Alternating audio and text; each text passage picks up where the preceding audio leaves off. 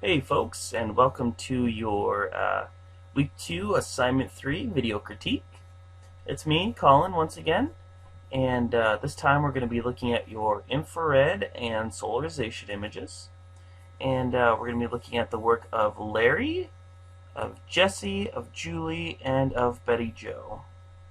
So without further ado, let's go ahead and jump right in and do the thing that we do twice a week. Alright, so I'm going to briefly just, as usual, kind of go through, stop and talk about a couple images, and then go right to the end, sort of your final versions.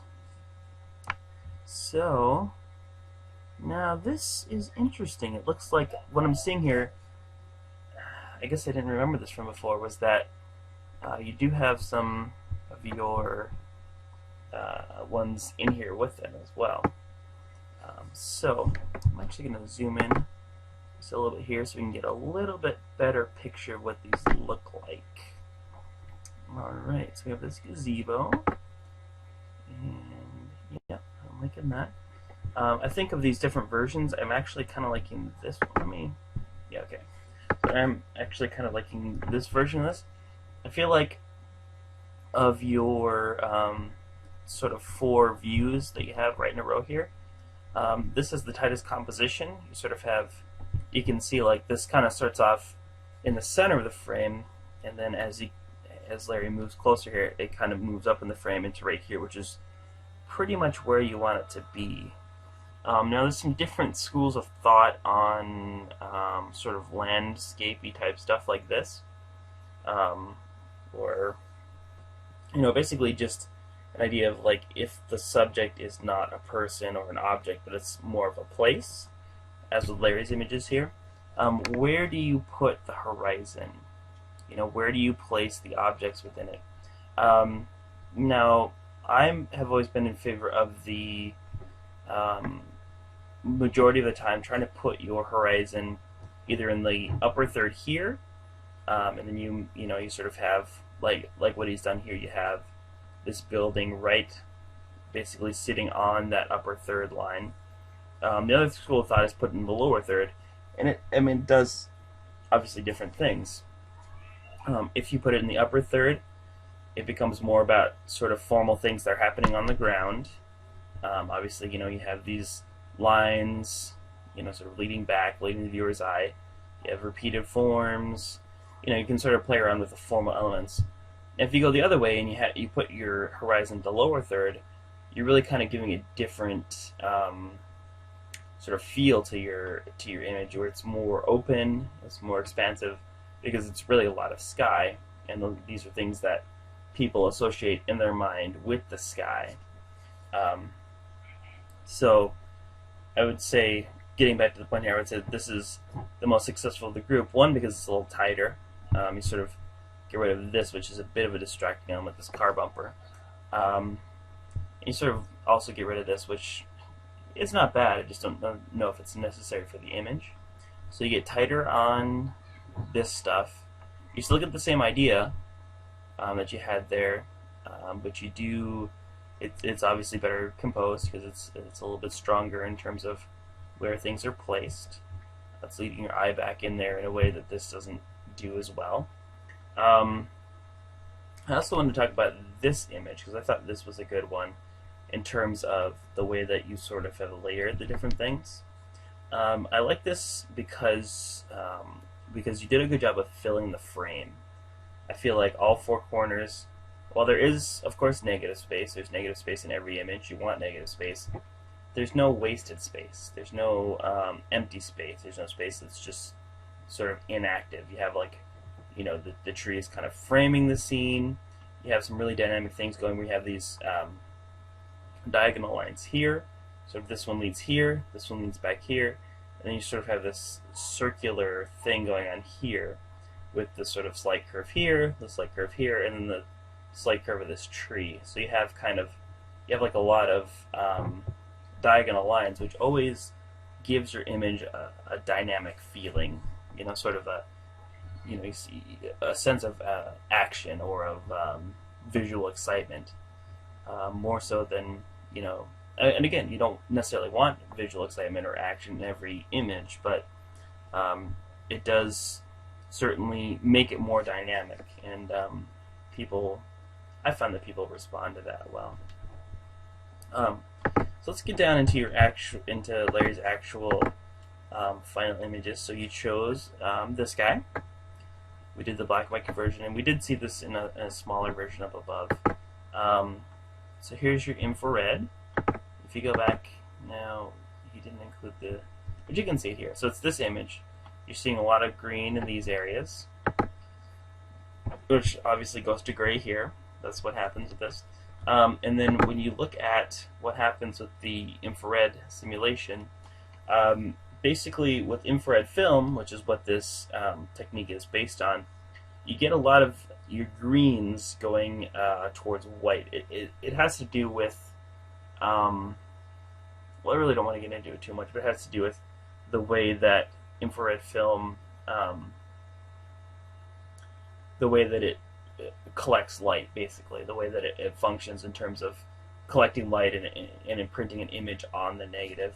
But the upshot of it is that greens tend to go fairly light, as you can see here, to the point of being highlights.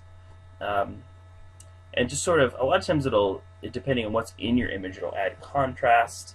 I mean, obviously, the brick can stay exactly the same, but this grass that was in the upper image, like a gray, goes white. It makes a lot of, more contrast than, in terms of this. So one effect that you see a lot of is that it tends to make things contrasty depending on the subject matter that you chose.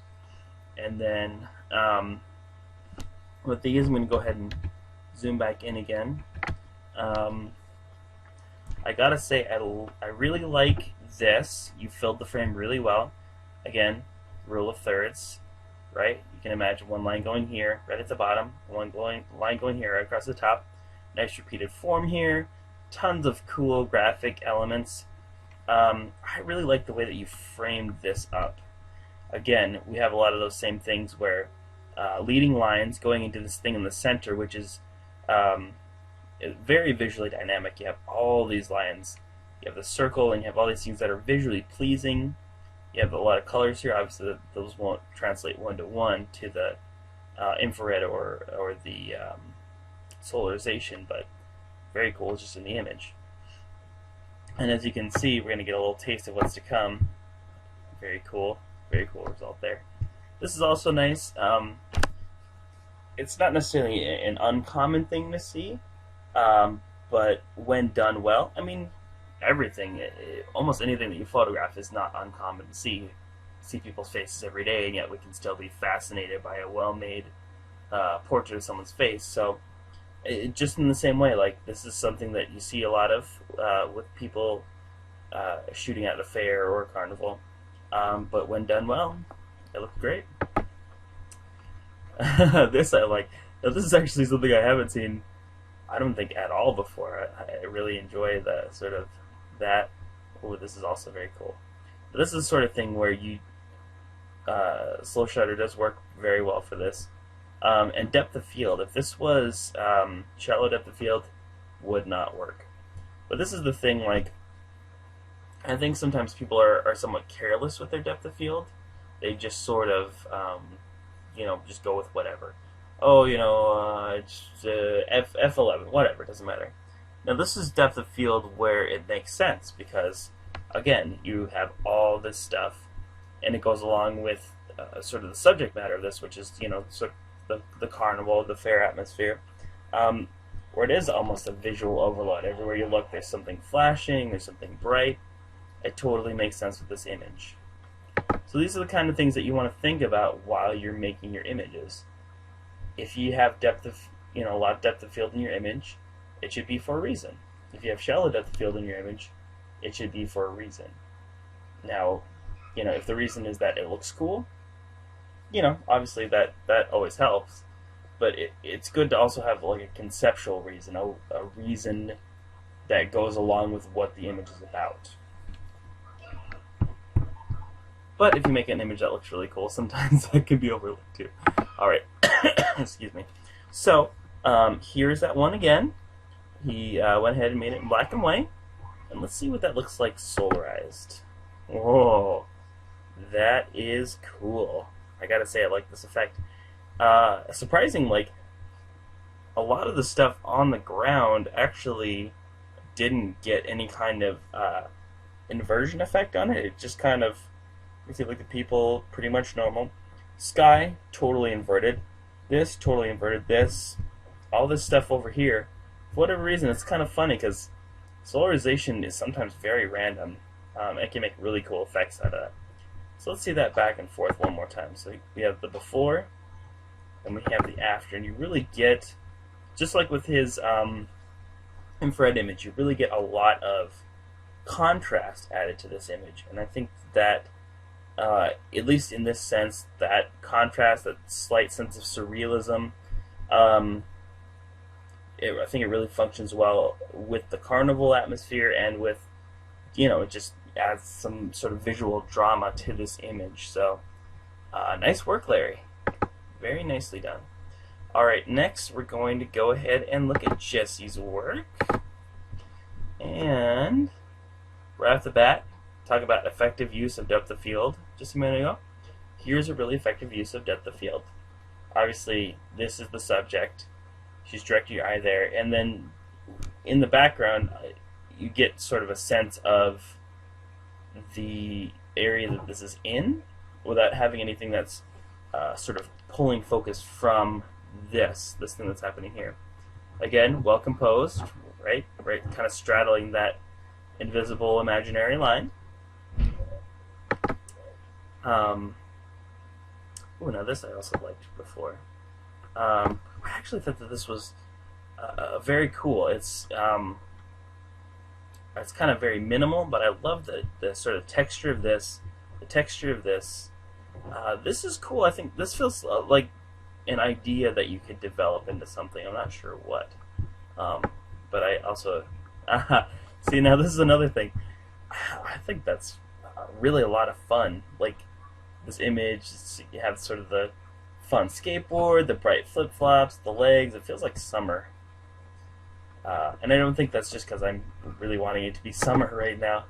Although that would be nice because I live in Minnesota and it is cold. Sorry, I kind of blew through those last ones really quickly. But what I'm liking overall a lot in yours, Jesse, is sort of a sense of place. You kind of like these brief glimpses like this, like some of the stuff I was talking about before, the skateboard and the flip-flops and stuff. It kind of gives you, it sets a mood, and it gives you sort of a flavor or a feeling for this place where they're shot. I always kind of like those things. I think that's something that photography does really well, is it sort of gives you the ability to find these little details within a scene, and you are able to capture them, and sort of, when you have done it enough, you can sort of find the ones that are telling. They're these like telling details, and in a way that almost no other medium can do. It sort of encapsulates something about that place, or about the way that you felt about that place, that I just find fascinating.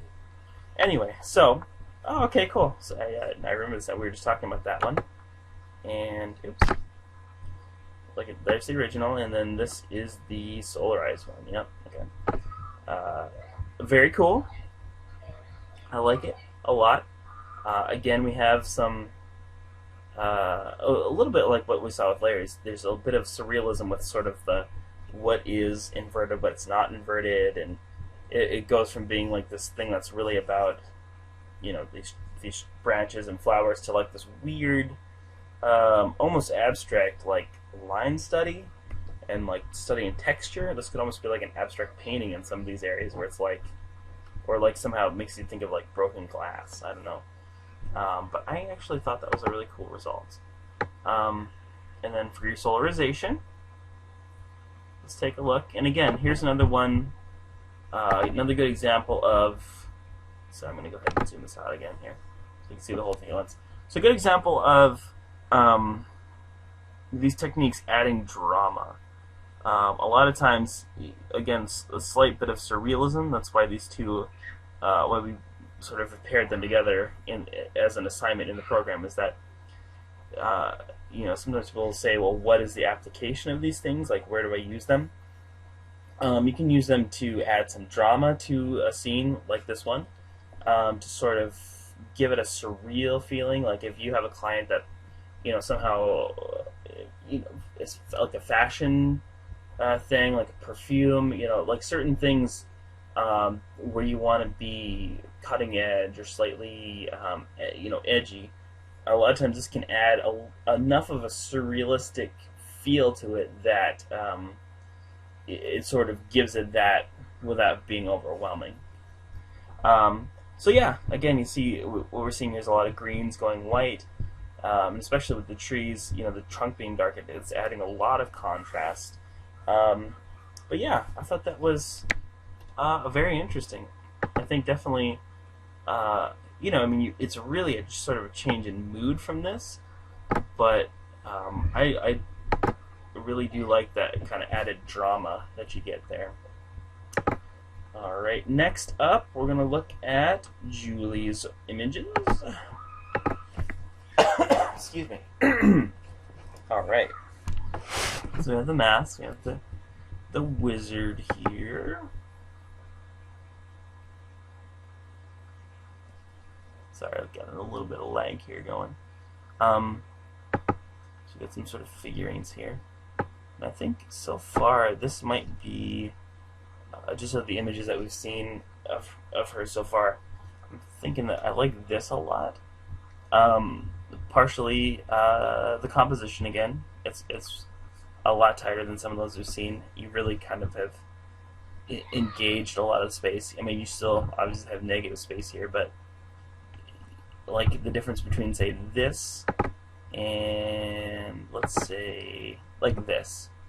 Like you have here a lot of negative space, but because the composition is not quite as good, it's sort of like this is kind of working, and then by the time you get up here, it's like the space is not as active or not as not contributing as much to the image overall, if you want to think of it that way. In a way where like this, because it's sort of like it's closer to the actual object, so there's sort of less of it. It feels like more of a visual balance. You also have better use of depth of field on this one. So you have like a really nice plane of focus. This is all pretty sharp. This is all pretty sharp. Even when you start to get back here is when it starts to soften, and then by the time you get to the wall, it's really pretty soft, which is about where you want that. I'd say roughly the same thing about this. This might even be a little bit better because it's a little bit cleaner. You don't have the sort of slight horizon effect that you get from the edge of the table there. So I'd say one of those two. And you kind of shift gears on us a little bit here, going outside. That's okay. I like this image, partially because of this and sort of the way that these clouds are coming in at a slight angle here. This is kind of coming in, and then you have that sort of balance with these vertical elements. I think that's kind of working well for you. Let me slide up here a little bit so I can see this.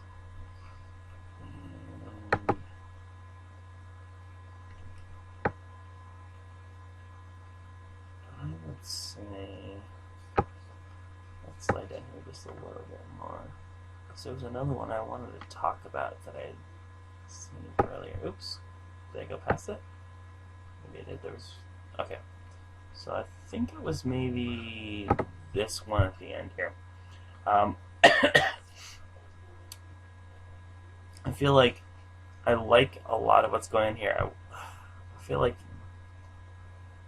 it needs something here to add a little bit more visual balance, but I really like sort of the contrast you got between the whiteness of the clouds and sort of the sky, and I like this the element of this tree because it's like just about right within the composition. It's kind of, again, it's going up that sort of rule of thirds line here and kind of going across there.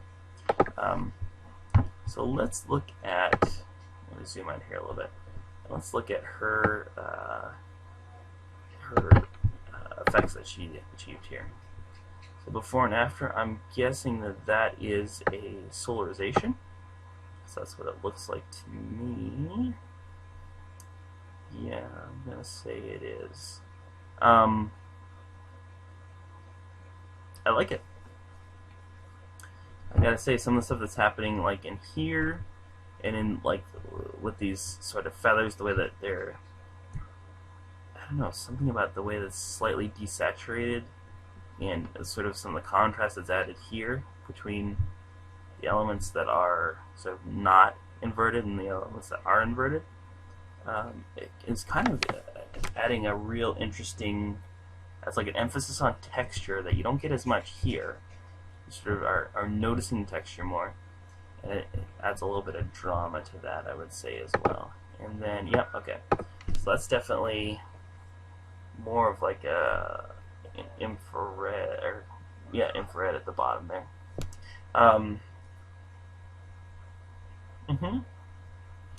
think I would actually like to see this as black and white rather than color. I see that both of these are in color rather than black and white. That's actually okay. I think though for this one it would have been a little more dramatic actually to have it in black and white. But I do like what's happening there. Yeah, you did. I mean, again, you're sort of picking up on some more texture here, due to sort of the added contrast of that effect. But yeah, very, very nice, very interesting results. All right, and then last but not least, let's look at Betty Jo's work. And I'm gonna go ahead and get rid of you. And let's go ahead and just zoom in so we can actually see like the details of this. Oops. Did I go far? Did I go too far? I think I did go too far. Oh, well, maybe not. Alright. No, I might have gone too far just because it's getting a little pixelated here. From the zoom out. Okay, so I'm going to actually go back one more click so we can see it without as much pixelation. Alright, so we have the infrared black and white here. As opposed to the original. Oops. That was a little bit backwards of what we've been doing here before, but let's go ahead and look at that. So let's maybe try it this way. We'll look at the original, okay? And then we'll kind of look at the more at the one here. Well, one of the first things I'm noticing here is that there's like a little bit of a, not sure what's happening there. Although I do kind of like that because it does feel like it's like you're getting a little bit of a framing effect here, almost like a vignette, but more of a dark outline. In terms of this, I'm liking some things here. I'm liking the emphasis on textures that we're getting here, and some of this here. Although I think between the two of them, I actually like this one a lot more. Oops, I did that. Okay. Both her pose, sort of turned away thing, I always find pretty effective in images, because we're trained to look for people's faces. When we have sort of a picture or portrait of someone with their face turned away, we tend to like, almost like I'm kind of leaning, as I'm saying this, I'm like leaning to the side, like wanting to sort of look around the picture somehow, even though you can't do that. That's if you see someone doing that, like getting up to your picture, sort of like leaning to left and right, like trying to like visually enter the picture, you know that you've engaged them. Because obviously if they just saw a picture of the back of someone's head or the side of someone's head and they didn't want to do that, they're not engaging with the subject. You sort of balance it well because you do see sort of a hint of an eye, a hint of a nose, more so even on this one. Enough that you kind of want to try and engage, is that you're sort of playing up on our need as people to try and engage with other people, even if they're not actually people who can engage with us because they're in a photograph. So I like that in terms of like what you did with the image, and I also like some of the stuff that's happening here, like again with the solarization, with some of the in what ends up becoming inverted and what doesn't. And I think with this one, like, because her hair is kind of, or her face is kind of gray, and in here in the background's kind of gray, the fact that you have this hair that's like really light, it kind of like just makes almost like a halo around her head. It like gives us some contrast between sort of the grayness here and the grayness here. I think that's one of the keys, because it really, for one thing, it adds like a little nice line of contrast that draws our eye. And without that, you sort of would have this, it would almost be indiscernible where that edge was. And I think that's important for this image overall.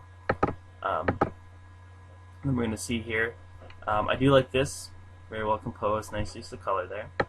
And the other one that I wanted to talk about in here is, let's see, not that, but this is kind of the same thing that was working there.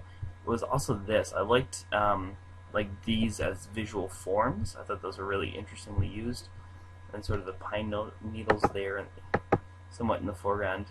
This I also really liked. I think that would have made a good choice for, you know, obviously we saw this one before. I like the way her hair is kind of going across her face, and sort of you get some of the same thing with the, like, it's almost like a veil like drawn across her face. I thought that was pretty effective. Okay, so that is your critique for this week. So don't forget, once you've watched this, hopefully all 4 of you have made it all the way to the end and didn't just stop after your critique was done. Please make sure and watch all the way through, and listen for the word that I'm going to give you in just a minute. Go ahead and you'll see, as you're viewing this, you'll see my thing here. You know, go ahead and respond, and write the words green crayon. Green as in the color green, crayon as in a thing that you draw with or color with, and that lets me know that you watched the whole thing. Now that's important because I didn't really do this so much last week. I was kind of giving you guys a little bit of a break, but if you don't respond and let me, you know, write those words, let me know that you watched the whole video, I'm not going to be able to give you the participation points for watching this. I'll be right with you, buddy. Hold on. Sorry, my son trying to get my attention. So you really want those participation points. It's not the entire participation grade, but it is like a good chunk of it. You know, a couple points. If you don't do it, obviously I can't give you those couple extra points there. So yeah, just make sure and do it. Somewhere in there, put the words green crayon, and I will know that you watched the whole thing. So I will be seeing you again a little later.